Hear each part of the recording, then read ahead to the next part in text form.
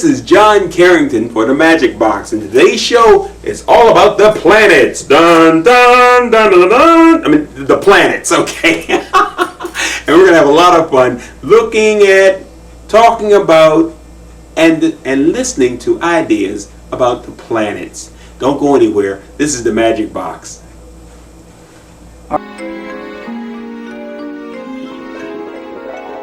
It started small. Then it went global. Gamers from North America coming together with gamers from all around the world, from all walks of life, getting together to play games for 24 hours and raise money to help cure sick kids. With all funds raised staying local with Children's Miracle Network hospitals and partner hospitals internationally. For more info or to sign up, visit www.extra-life.org. Play games, heal kids, Extra Life. Hey, this is John Carrington for the Magic Box. Today, we're going to talk about rings. Rings. Oh man, rings everywhere. Rings. Oh, what planet has rings? Who can think of a planet that has rings? Oh, to hear somebody say Saturn? You're right, Saturn. How many rings are there around Saturn? Oh, I'm going to send you to the internet now. I'm going to send you to a book. Oh, wow. Magic Box is achieving its goal. We've got you picking up a book to find out an answer. How many rings are there around Saturn? Well, I tell you what, I'm a little tied up, and we're going to take a break. And when I come back, I want you to tell me how many rings are around the planet Saturn. We'll be right back. This is the Magic Box. Do your homework.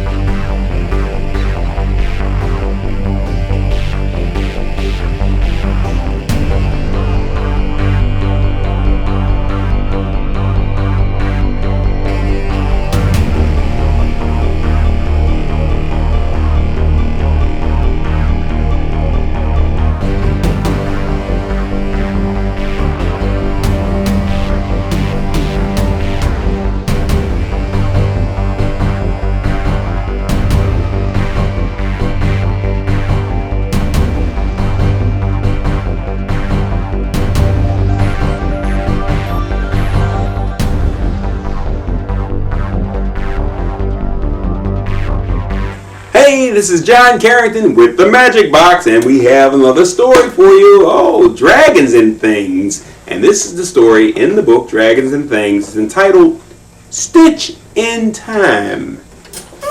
Stitch in Time. I wonder what that's about. Let's find out. One day, Gabriel blew his stack. He could take it no more. It was Marvel again. Marvel the mess is more what I would call him, shouted Gabriel, loud and clear at the good Lord. He gave Gabriel a disapproving glance. Sometimes it seems to him that Gabriel flew off the handle just a bit too quick. Of course, Gabriel seemed to fly everywhere just a bit too quick, and to toot his horn too loud, too. Stop shouting, said the good Lord. I'm not hard of hearing yet. Well, you have no idea, Gabriel said, wringing his hands. I have to put up with it class after class. If I give the class homework, somehow his is always smeared with angel butter or heavenly jam. If I ask for papers to be handed in on a certain day, he hands his 2 days late. And at lunchtime, if I turn my back for even a minute, he gulps down the sun punch while he lets his moon milk get sour. Drink your milk. Ah. Now, This made the good Lord really raise an eyebrow, for moon milk was hard to come by indeed. It could only be had when the Milky Way cow decided to jump over the moon, and that was not very often. And his desk, continued Gabriel, rolling his eyes around in his head like orbiting twin planets. Just look at it. It looks like a tornado hit it. It looked like a tornado hit it. A tornado. The good Lord poked his nose in to see, and he pulled out the tornado and threw it back among the clouds. A real tornado. That marvel had a messy desk. Well, that's fine for now, said Gabriel. But tomorrow, he will have it back the same as usual. I'm sorry, he said, almost on the verge of angel tears. I really don't mean to be so impatient. I guess I just don't know how to handle Marvel anymore. Now, said the good Lord, putting his arm around Gabriel's shoulder. He knew how very hard Gabriel worked teaching all the angel babies and how much he really loved them. Why, he had found many a little angel lost in paradise. What you need is a little rest, he said. Why don't you take a trip to Jericho? And I'll take over for you here for a while. How does that sound? Take a trip. Go to Jericho. Okay. Oh, good Lord, you are so kind, said Gabriel. I do believe my nerves could stand a little rest. So he packed up his horn and off he went to Jericho. The next morning, when all the angel babies showed up for their class, they were delighted and surprised to see the good Lord. They knew that whenever he came, they would always get a story. Everybody loves a story. Oh, please, tell us a story about the magic belt. Oh, please, they pleaded in sweet angel voices. Marvel was especially excited, for he admired the good Lord very much. He snuggled up close to his knee. Well, said the good Lord, scratching his chin. Well.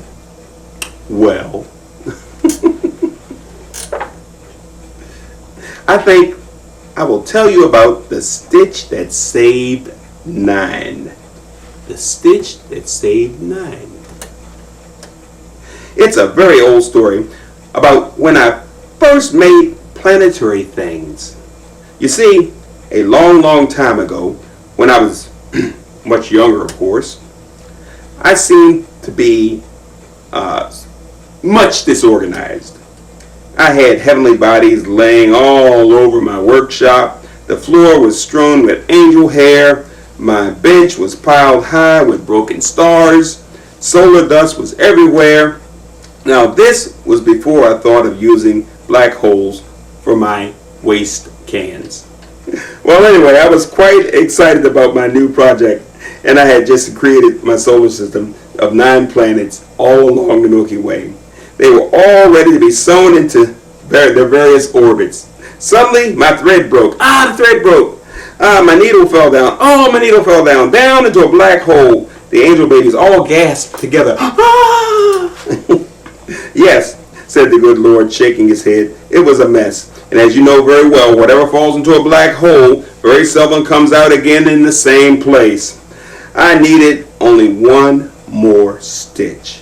I dashed like a bat out of heaven back to my workshop, and I had only minutes to get that stitch in place, and all 9 planets would drift apart over the Milky Way forever. I searched desperately around my workshop. I was tripping over heavenly bodies, slipping on angel hair, kicking stardust up everywhere. It was like trying to find a needle in a haystack. At last I found it. I pulled it out of the haystack, as fast as I could and dashed back with no time to waste. I got that last stitch in just before the whole solar system ripped apart. Of course, by that time, Jupiter had slipped further and further from Mars. It didn't matter too much because, you see, in fact, it left a nice space for the magic belt of asteroids and planetoids. I sewed all that in later. I made up my mind right then and there that this would never happen again.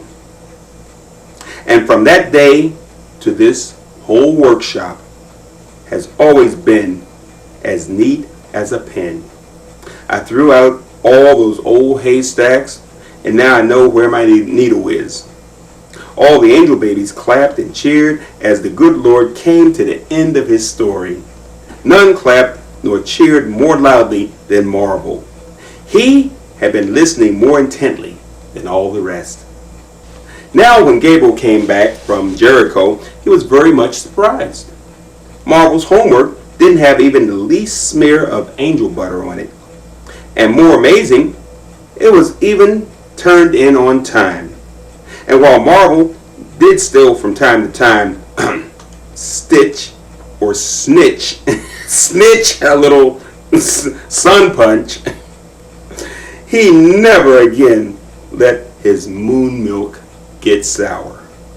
But the best thing of all was that from that day to this, his desk has always been as clean as a whistle. And that really makes Gabriel blow his horn. The end.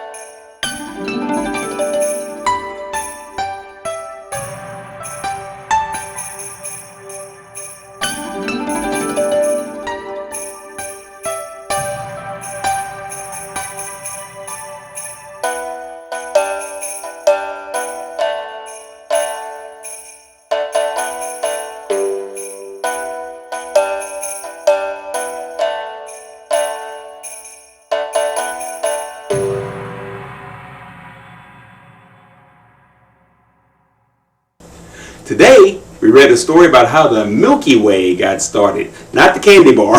No, the celestial system called the Milky Way. But I have a book that's not about the Milky Way. It's about how to use a calculator to have fun. It's called Calculator Magic Made Easy. As a child growing up, I had trouble with math because I didn't like it.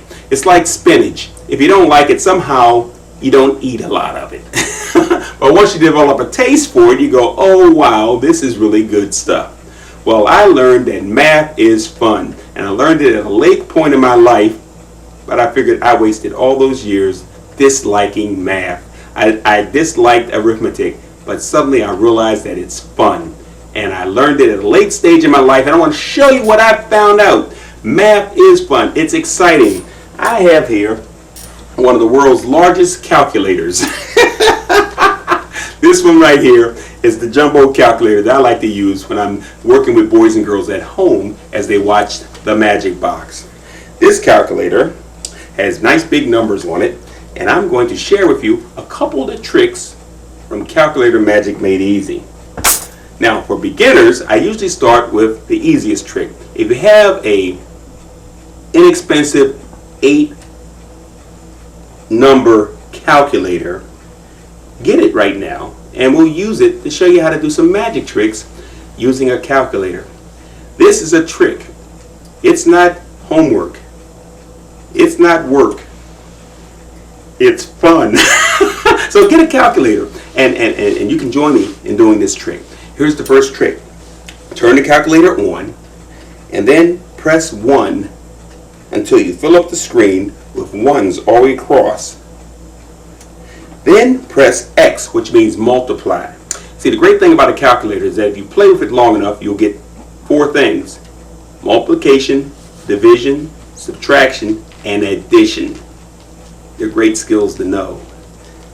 So you press X for multiply. And then you go back to the 1 again, and you enter ones until you fill up the screen all the way across with ones. So 1 times 1 equals 1, 2, 3, 4, 5, 6, 7, 8. 1, 2, 3, 4, 5, 6, 7, 8. And when I discovered that trick, I said, that's fascinating. I'm wondering if there are other tricks that you can do with a pocket calculator. And yes, they are.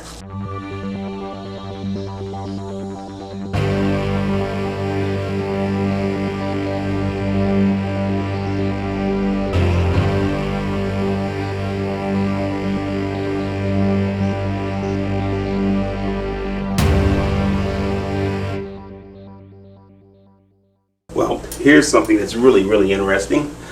This right here is called the astrospheres. Astrospheres. I think if you go back through the history of this particular toy being developed, you'll find that somewhere the person who invented this experienced something called yo-yo. The astrosphere. These 3 little balls, if they work together, can create the effect of a yo-yo. And you can do all sorts of really wild and crazy tricks with this. And I'm having fun right now just relearning how to work this thing. Astrospheres. Look at that. It's almost like the planets revolving around the universe.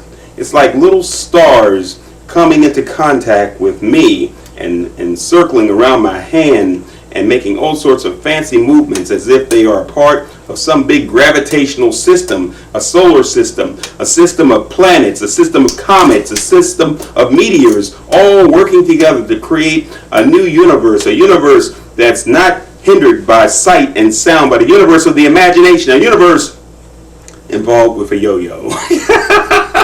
So this is a toy that could bring a lot of creativity and imagination to the owner. It's called Astrosphere, and it's one of those toys that came out during the summers of 1960 and 70. I'm having fun, and I know you're having fun because you're watching The Magic Box. We'll be right back.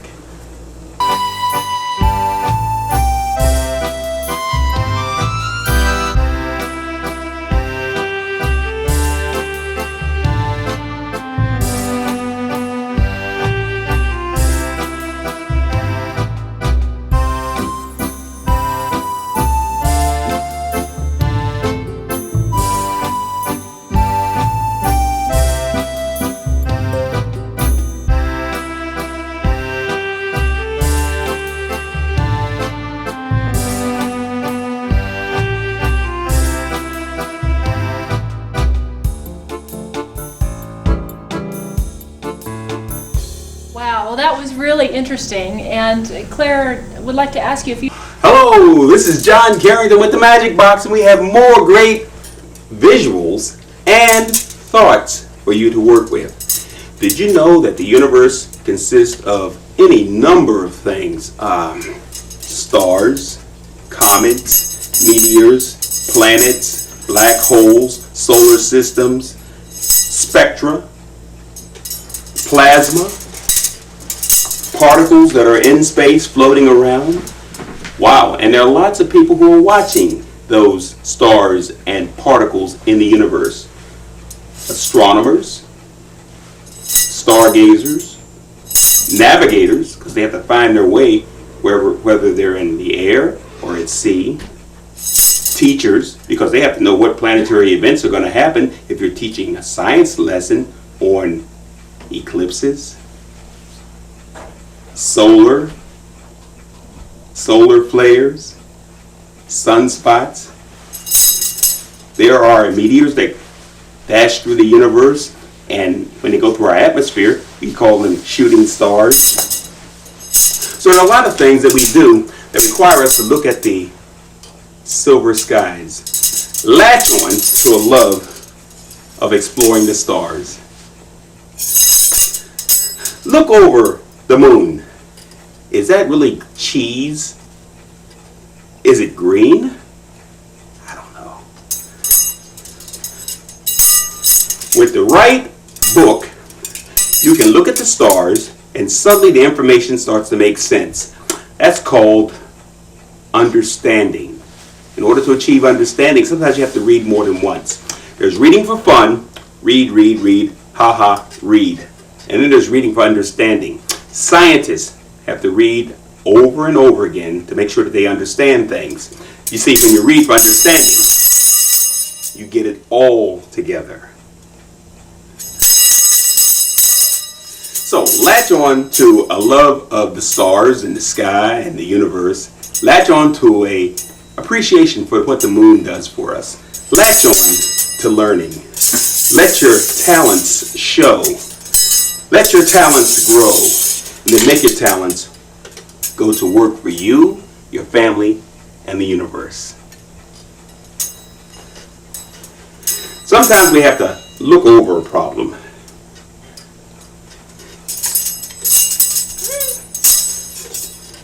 And sometimes we have to link one answer to another answer.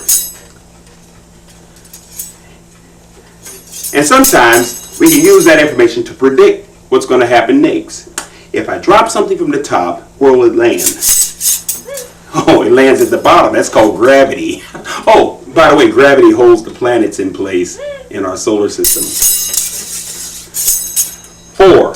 So don't sit around watching television unless it's a really educational program like this one.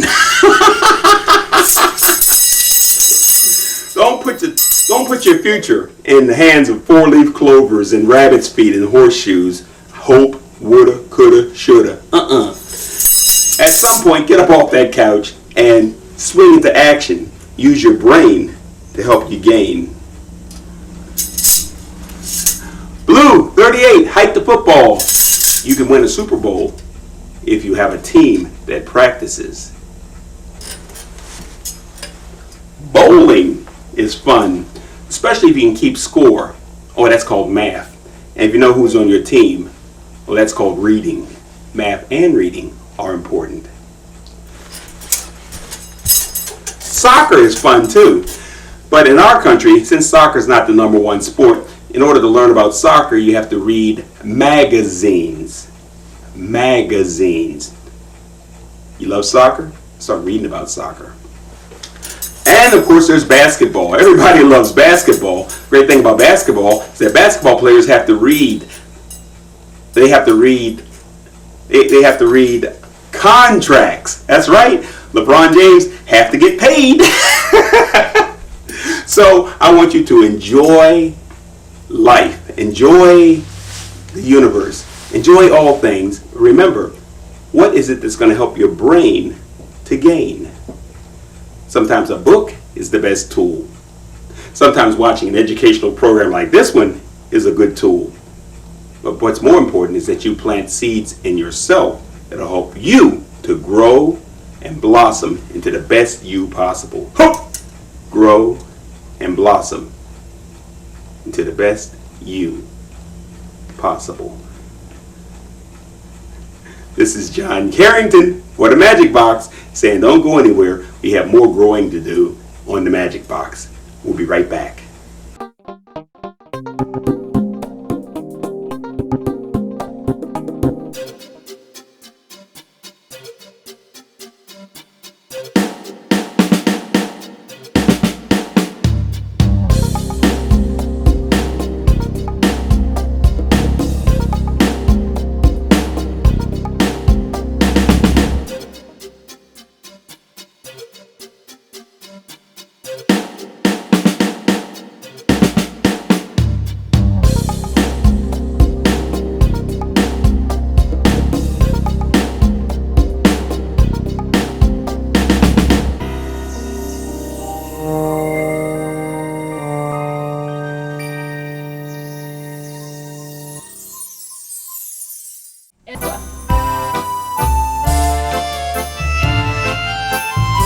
Hey, the Planet Show. We had a lot of fun learning about planets, hearing stories about planets. We just had a ball. But that's always what happens here on the Magic Box.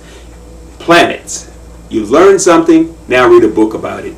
And tune in the Magic Box next time. Bye-bye. Touch that remote.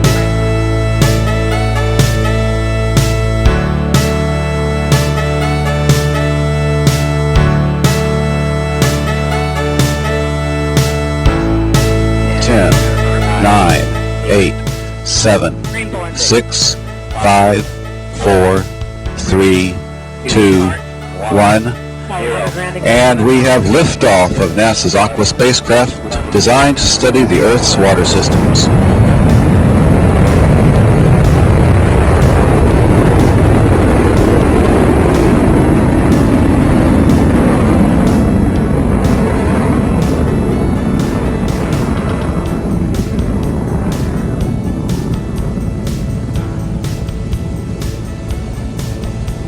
And everything continues to go well.